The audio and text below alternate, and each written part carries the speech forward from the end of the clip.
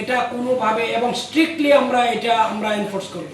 যদি কেউ খোলা বাজারে তেল বিক্রি করে তাহলে মোবাইল কোর্টের মাধ্যমে আমি মাননীয় জেলা প্রশাসক মহোদয়কে আমি অনুরোধ করব, আপনারা একটা টিম তো আমার মনে হয় আছে, আমরা পর্যাপ্ত সিকিউরিটি দেব, সাথে থাকব এবং যেখানে আমরা মানে মানে তথ্য পাবো, সংবাদ পাবো, আমরা সেখানে গিয়ে আমরা ছুটে গিয়ে মোবাইল কোর্ট করব। আর একটা হচ্ছে সরকারের, আপনারা জানেন যে এই বিশেষ ক্ষমতা আইন রয়েছে, স্পেশাল পাওয়ার অ্যাক্ট।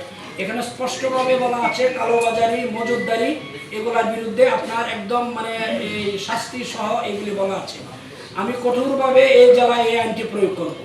এই ক্ষেত্রে আমার কোনো কার্পণ্য নেই, কারণ যদি কেউ মজুতদারি করে, কালোবাজারি করে, ফটকা কারবারি করে, তেলের দাম কৃত্রিমভাবে সংকট সৃষ্টি করার জন্য যদি কেউ এই কাজগুলি করে, আমি স্পষ্ট ভাষায় বলে যাচ্ছি, আমরা এই জন্য সর্বশক্তি নিয়োগ করব।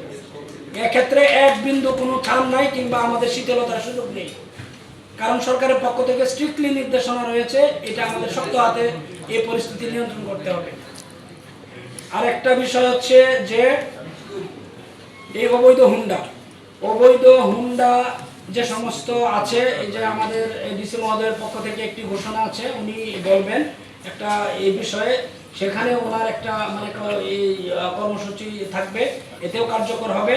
আর আমি বলছি যে আগামীকালকে থেকেই আমি এই বিভিন্ন জায়গায় চেকপোস্ট বসিয়ে অবৈধ হুন্ডা যেগুলি আছে, কাগজপত্রবিহীন, লাইসেন্সবিহীন, রেজিস্ট্রেশনবিহীন, এগুলি আমরা করব, আটক করে যথাযথ আইনগত ব্যবস্থা গ্রহণ করা হবে।